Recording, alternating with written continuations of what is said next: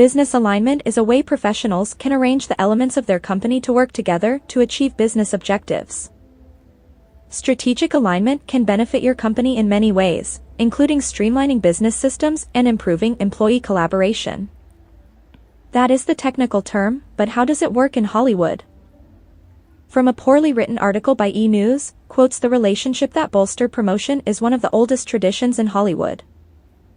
As many stars have openly stated, it's fairly easy to fall for someone that you're working with in the biz. Late nights spent together, working out shared passions or, in the case of some movies, actively pretending to be involved romantically, tend to go to a person's head. These couplings are often short-lived. Once the constant togetherness and the ensuing press tour are over, all you're left with is the fact that the major thing you had in common is gone. What does last, however, is the public's interest in whatever those two celebs created. From The Guardian, an article titled, "The Double Life of Roc Hudson, Let's Be Frank, He Was a Horn Dog," where it talks about him being in the closet to maintain his image of being a leading man. Because in order to be a leading man in Hollywood, women must love and want to be with you. He even married a woman to cement this persona of him loving women, which we later find out was a lie when he died of complications from the AIDS virus. There are still Hollywood celebrities hiding in closets with fake relationships and family. I could say allegedly Tom Cruise and Kate Holmes, John Travolta and his late wife, Will Smith and Jada Pinkett Smith, and the list goes on and on. These actors have had rumors swirling around them as being gay. Where there's smoke there's fire. What does this have to do with Sean John Combs? Sean John Combs was born in the Harlem neighborhood of New York City on November 4, 1969. His mother Janice Combs was a model and teacher's assistant, and his father, Melvin Earl Combs, served in the U.S. Air Force and was an associate of convicted New York drug dealer Frank Lucas. At age 33, Melvin was shot dead while sitting in his car on Central Park, when Sean was 2 years old. From a young age, Puffy did not have a male role model. Who knows the kind of men his mother had around, once the father died. Based on the limited knowledge we have of the father, would he have been a good role model? We can only assume. His mother is also treated like the women in his life. An arm candy. He dolls her up looking like an escort and brings her out for press runs. There's no way a man who abuses women the way he does, loves his mother. There's no way. When he beats those women, it's his mother face he is seeing. Combs became an intern at New York's Uptown Records in 1990. While working as a talent director at Uptown, he helped develop Jodeci and Mary J. Blige. In his college days, Combs had a reputation for throwing parties, some of which attracted up to 1,000 participants. This article from Wikipedia does not mention Puffy's stunt as a drug dealer, which makes me wonder if he was supplying all his artists with drugs. Because we know at least one member of Jodeci struggled with drugs. So did Mary J. Blige. Was Puffy not only securing artists, but making them his customers by providing drugs?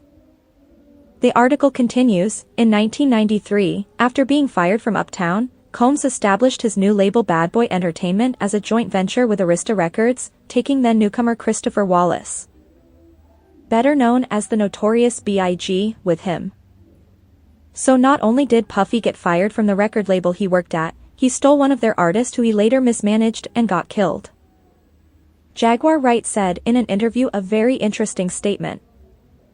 Out of the 5 staff members of Uptown Records, only 2 are still alive. Puffy and I'll be sure. It makes me wonder if Puffy has an obsession with Uptown Records and feels if he gets rid of all the top players, he would be able to buy out the company and finally control it like he's always wanted. Sure, he went on to create Bad Boy, but it never had the sophistication and maybe respect that Uptown Records still has. Right now Bad Boy label is a laughingstock because everyone knows that Puffy is a horrible businessman and manager. However, if he were to take over Uptown, he could gain the reputation that comes with the name. Just hear me out. Did Puffy date Kim Porter to get all the inside information to Uptown Records since she was Andre H's personal assistant? Did he use that information to create Bad Boy? When Bad Boy failed, did he have a hand in the death of the key players in hope of taking over that record? And I'll be sure is the last puzzle preventing that from happening. Call it all a conspiracy theory. I'll take it. Moving on to Puffy's relationships with women when he clearly loves men more. I am not saying that Puffy does not recognize a beautiful woman when he sees one. But women are a manipulative tool. For Puffy to get from point A to point B, he needed Kim Porter to create the Bad Boy label, so he offered her money, exposure, and financial freedom. In exchange for insider information and a picture-perfect image of being a straight man who only loves women. Why did she say yes, when she was already married to Al B. Sure and had a child by him? Probably even loved him?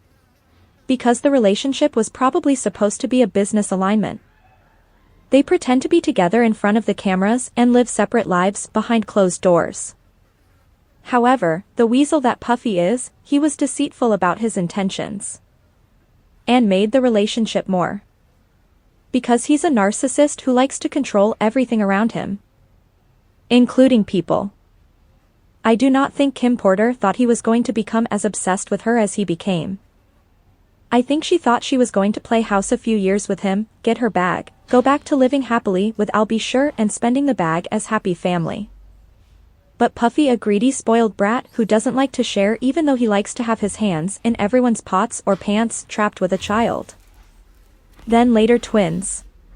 I honestly do not think Kim Porter ever loved Sean John Combs. Not do I think he ever loved her.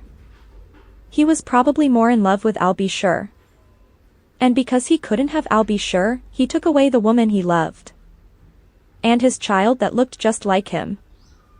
Imagine, if all these years it was Al B. Sure that Puffy was in love with, and because he couldn't have him he took away the next best thing. His wife. Mind blown. I just thought of that. We know that Puffy is a predator from Cassie Venture lawsuit. I wonder if what he did to Cassie he also did to Kim Porter, and that was in her tell-all book. Including all the celebrity and executive men that Puffy slept with. We will get to Cassie and the alleged sex trafficking. The beginning of Puffy's career, he was a drug dealer turned talent director for a music label. A lot of the artists from that label struggled with drug use, and we know years later he pried Cassie with drugs. Making me believe that he never stopped being a drug dealer. He moved on briefly from Kim Porter to Jennifer Lopez, and this is when we started hearing more about his violent streak. Maybe even gang affiliation. I think the reason Puffy and Jennifer got together was because Puffy cannot have strictly business relationships with people. There has to be a sinister, transactional and sexual undertone to all his dealings. Whether it be women or men. In order for Puffy to enter business contract with people, they have to have some form of sexual relationship with him. We can wonder if at a young age he was sexually abused by a male figure. However, that does not excuse his behavior. To turn from victim to predator, so we won't get into that. There are a lot of victims who become survivors and turn out differently. Jennifer Lopez was smart enough to peep the darkness and monster that lied underneath his persona and dip quickly. He tried to act wounded and betrayed because he wanted to spin the narrative that she wasn't loyal. No one had time for that sob stories because everyone knew that Puffy was the fakest and most disloyal person in the industry. No one felt sorry for him when J.Lo left. More like a sigh of relief that she got away. Kim Porter was not as lucky. Because with Jennifer gone, he had the time to focus his attention back on her. Puffy had the media spin stories making it seem as if Kim Porter was the one chasing after him. Wanting to be with him, obsessing over him. Fighting other women over him. We now know that was a lie. If it was probably up to her, she would have never seen that dude again and just collect her check to keep silent about his secret life. She knew too much about him, so it was cheaper for him to keep her close. Sean John Combs is a man who is living a double life. To present himself as a masculine straight man in an industry that prides itself on alpha toxic masculinity, he created a false narrative of being a womanizer. To sell this image, he would enter business alignments with beautiful women on his arm like Kim Porter, Cassandra Venture, Jennifer Lopez, and the list goes on. when in reality, he was a man who preferred the sexual attention of other men. He was the Roc Hudson of his era. A gay man living a straight life. We can go into the boys or men in the industry that he is alleged to have abused or sexually assaulted, but until they come out like Cassie, it's all just rumors. Puffy used women as a way to lure men into his fold by giving both opportunities and money that they couldn't refuse. Using his status to allegedly sexually traffic the artists signed to his record label. He preyed on young women, men, boys and girls who wanted fame, success, exposure and financial stability. He gave them bullshit music contracts, staff positions on his label or companies. Opportunity to be on his arm, showered them with gifts and attention in exchange for their bodies, soul and lives. There was a rumor that Puffy didn't like to sign talented people to his label, maybe because he did not really want anyone to become successful. If they failed, Noon would remember them long enough to hear the secrets they had on him. Also, he signed record artists as if they were a notch in his bed. They will walk in, get fucked and walk out while seeing the next victim walk in. He deliberately did not want anyone more famous or successful than him because he would lose power or control over them. He always had to be the one in control. That is why he was also imitated artists and would steal their musical personas. He didn't have his own identity, therefore he was always stealing someone else's. Isn't there a name for a person like that? A person who lacks an identity, so they constantly steal others? That brings us to Cassie. Kim Porter was starting to fight back. It was harder to manipulate, control her. Or even delude himself into thinking that she loved or needed him. He lost Jennifer and didn't get the opportunity to break her as he would have liked. He needed a new victim. In walks Cassie with a weak-ass boyfriend who was already grooming her. It seems Cassie's ex-boyfriend had already started the job for Puffy. It was the perfect scenario. A young, naive, beautiful girl who is desperate to become famous. Being sacrificed by a weak-ass boyfriend who is already aware of Puffy's predatory tendencies, but also quick for a few bucks that he just basically hands her to him. I don't care what anyone says. It was basically a business exchange from one handler to the next. We won't ask where her family was in all of this. Usually the male figure is also weak, leading the child to be preyed on. If her father was a strong man, Puffy nor her ex would have had the opportunity. They both had to take advantage of her. From her court documents, we can see that the relationship was not consensual. Similar to the relationship that Gotti had with Ashanti.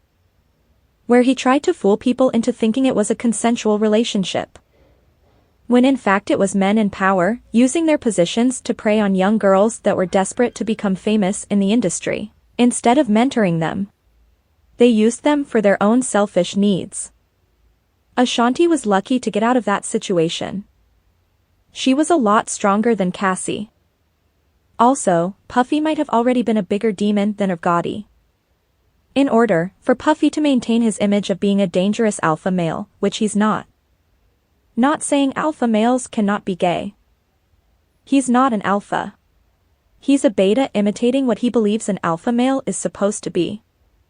There are a lot of beta men in the hip-hop industry calling themselves alphas. Alphas do not announce themselves. They just are. Side note, I saw a video of Tyrese Gibson calling himself an alpha male and I had to laugh. There is nothing alpha about Tyrese. What is with all these men in the industry wanting to be alphas? There's nothing wrong with being a beta. Betas are dangerous too. Have you ever seen two beta fish together? I am more scared of a group of betas than an alpha. Now those are some dangerous motherfuckers. Because they are always trying to show dominance when no one is asking. All those beta rappers killing each other while pretending to be alphas. Yeah. Were Pac and Biggie killed to hide Puffy's sexuality? Were they going to expose him or against his lifestyle? Did they think him soft and he was trying to show dominance in the industry? Instead of Sean John Combs being true to himself, he decided to steal, kill and destroy like a thief in the night to hide the fact that he is not who he portrays himself to be. A man who loves women. Rest in peace, Kim Porter. P.S. I hope they look into that fact that he might allegedly be running a sex and drug trafficking ring. Just saying.